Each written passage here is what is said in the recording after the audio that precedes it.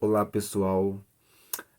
O saudoso e genial professor Olavo de Carvalho, ele percebeu uma coisa que ele nomeou de paralaxe cognitiva, não é? E isso acontece, essa paralaxe, quando o autor, o filósofo, o pensador, ele apresenta um trabalho que é contrariado por sua própria vida, não é? Por sua própria história, seu próprio proceder ali, já mostra que aquele trabalho que ele está apresentando, aquela ideia que ele está apresentando, aquela tese, aquela teoria, é uma falácia. Não é? E eu teria um exemplo de paralaxe cognitiva se em 2014, quando do registro deste livro, quando do patenteamento, etc., ele se tornasse imediatamente um best-seller mundial. Por quê?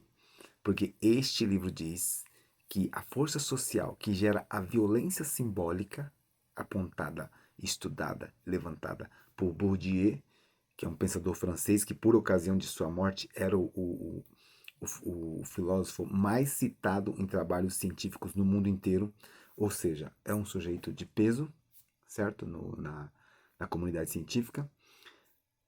O livro diz, a minha teoria diz, que a força social que gera a violência simbólica, que acontece contra os ingressantes, segundo Pierre Bourdieu, é a mesma força social que gera a inveja.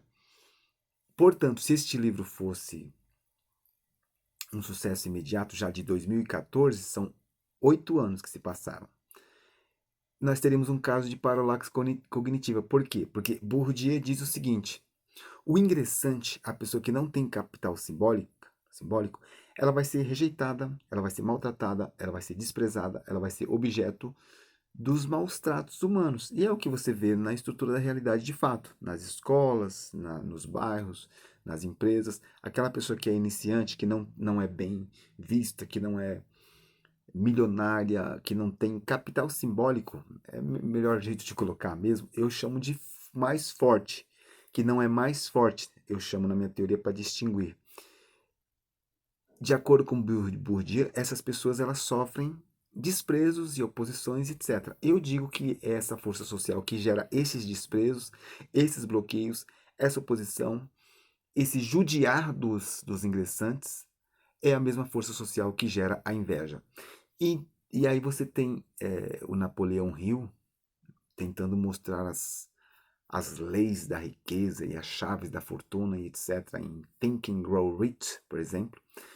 Mas Napoleão não percebe que há uma força social que mantém muita gente na miséria. Pessoas extremamente talentosas, extremamente esforçadas, extremamente com trabalhos extremamente úteis na miséria absoluta. Porque há uma força, essa força que gera violência simbólica, que Bourdieu denuncia e mostra, é a que gera a inveja. E essa inveja, essa mesma força, a força que gera inveja é a que faz com que milhares de pessoas talentosas, com trabalhos magníficos, esforçadas, envelheçam e morram na miséria.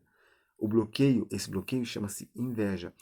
Bourdieu não percebeu que a força social que gera violência simbólica é a mesma que gera inveja, e Napoleão não percebeu que há uma força social que faz com que, embora o sujeito seja esforçado, talentoso, útil, aplicado e etc., ele é, ele é acorrentado, ele é amordaçado por essa força social e, em muitos casos, envelhece e morre na miséria, infelizmente, não é? Então, deixa eu ver aqui, eu acho que vai ter que editar este vídeo porque eu perdi o fio da meada que eu quis falar de improviso. Mas aí você, se este livro fosse esse êxito já imediato, ele contrariaria a sua tese, a sua teoria. Ele seria autocontraditório, né? Porque uma pessoa sem capital simbólico lança uma coisa e todo mundo compra, todo mundo aceita, todo mundo acata e todo mundo fica feliz com esse êxito extraordinário de uma pessoa sem capital simbólico, de uma pessoa que né? Não é mais forte, eu chamo no livro, onde a situação é melhor explicada. Mas, de toda forma, eu já paguei 4 empresas de publicidade para promover este livro, e este livro é absolutamente anônimo. É um livro único no mundo inteiro, que traz uma coisa que é no mínimo interessante, né, para a humanidade inteira, não é só nem para o Brasil, né? E os caras publicitários conseguem me manter isto no anonimato. Tem uma pessoa que fala o seguinte: só tem uma coisa mais incrível do que a teoria que é trazida pelo mistério da inveja. É o fato dos caras da publicidade conseguirem manter este livro no anonimato completo, não é? Mas por quê? O que tem aí? Claro que tem outras explicações, tem alguns quês, mas que a oposição à ascensão de alguém que não tem capital simbólico, que existe uma força, que existe uma corrente, um pacto social, um sistema de tradições abstratos que nos faz incomodados com a possibilidade de êxito de determinadas pessoas, existe e fica comprovado pelo fato de esse livro estar há 8 anos aí publicado e no anonimato, não é? Esse é um dos exemplos, mas você tem muitos engenheiros, você tem alfaiates, você tem estilistas, você tem inventores, você tem músicos, milhares de pessoas extremamente esforçadas, extremamente talentosas, mas que são amordaçadas, acorrentadas na miséria.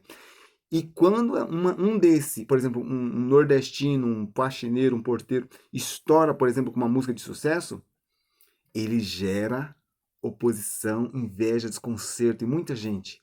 Então, quer dizer, se ele, por exemplo, lá o aluno na escola, ele sofre o bloqueio e a oposição e os maus tratos, que é a violência simbólica, certo?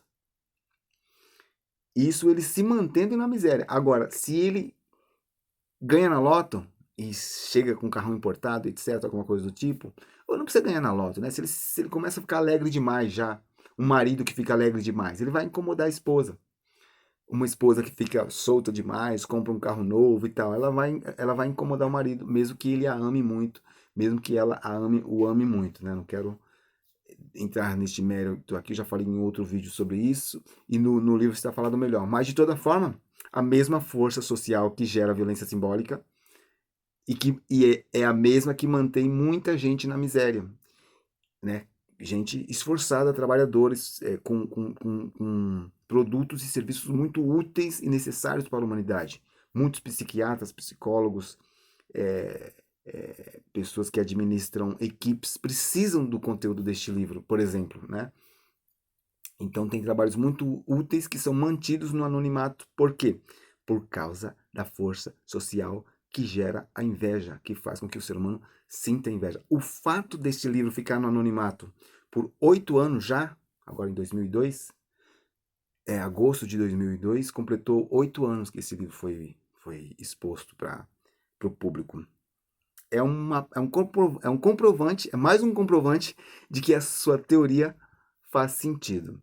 Eu não sei se eu já comecei a falar demais. Eu queria colocar assim, mas e qual que é a qualidade dessa pessoa? Eu sou aprovado em 2 concursos públicos de nível superior. Eu escrevo fluente com as 2 mãos. Eu leio livros nativos em 6 idiomas.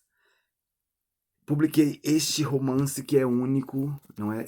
Ele é o primeiro no Brasil, num determinado sentido, num determinado segmento, que eu não vou dar spoiler aqui para não estragar, mas ele defende a família tradicional. Eu sou uma das únicas pessoas da área de letras do Brasil que tem livros de cálculos publicados, né? Livros, cada um, eu tenho 2, cada um tem mais de 6.000 cálculos resolvidos por mim mesmo, para que a pessoa possa se exercitar e melhorar sua mente, organizar melhor sua coordenação motora e etc. Eu pratico atividade física, né, para manter o físico aqui direitinho, né, porque geralmente a pessoa começa a estudar bastante, em alguns casos, se distancia muito da atividade física. Não é o meu caso. Eu tenho esse livro de português que tem muitos vocabulários lindos, muitas palavras, muitos vocábulos lindíssimos aqui para a pessoa ampliar seu vocabulário. Sou autor de 103 músicas, não é? Pelo menos algumas muito bonitas. Tenho este livro de arte lírica aqui, não é? E tenho o Mistério da Inveja, sobre o qual eu acabei de falar agora. Ou seja, você poderia falar, mas a pessoa não tem mérito nenhum, como é que a pessoa quer que o livro se dê bem e vá e tal, se ela, né, não é esforçada, não produz nada e etc. Então você tem um caso, não é, onde a justificativa principal é a força social, é as que as pessoas não querem que uma pessoa sem capital simbólico, uma pessoa menos forte, uma pessoa comum, né, é, ascenda e se dê bem e fique bem. É o caso de multidões, não só no Brasil, mas no mundo inteiro. E este livro vem cá e explica como esse tipo de coisas funcionam, como a inveja funciona, qual é a relação entre a inveja e esse tipo de angústia, de problema, de bloqueio que nós temos aqui no nosso planeta. Eu espero ter sido legal com você, espero que você tenha gostado deste monólogo, não é? Que aqui a gente faz um monólogo para a câmera, mas é legal que chega até você aí, você tem a oportunidade de ampliar, e você pode ir lá na Amazon clicar e adquirir o teu exemplar do Mistério da Inveja. Você pode, sei lá, de repente você tem uma ideia, fala, puxa, eu vou vencer esse negócio de inveja, essa força social que ele está falando, e não vou só comprar meu exemplar, eu vou falar com uma editora, ou eu vou falar com uma empresa, e a gente vai fazer uma parceria aqui, e nós vamos tirar esse negócio desse rapaz aí, deste fulano da gaveta e vamos colocar isso para acontecer. Não sei, eu vou colocando os vídeos aqui e é como se fosse a minha parte, entendeu? Tem uma parte que são os céus, que é o próprio Deus que põe o dedo e fala aconteça, não é? E de toda forma eu fico por aqui e desejo tudo de melhor da vida para você. Um forte abraço e até um próximo vídeo.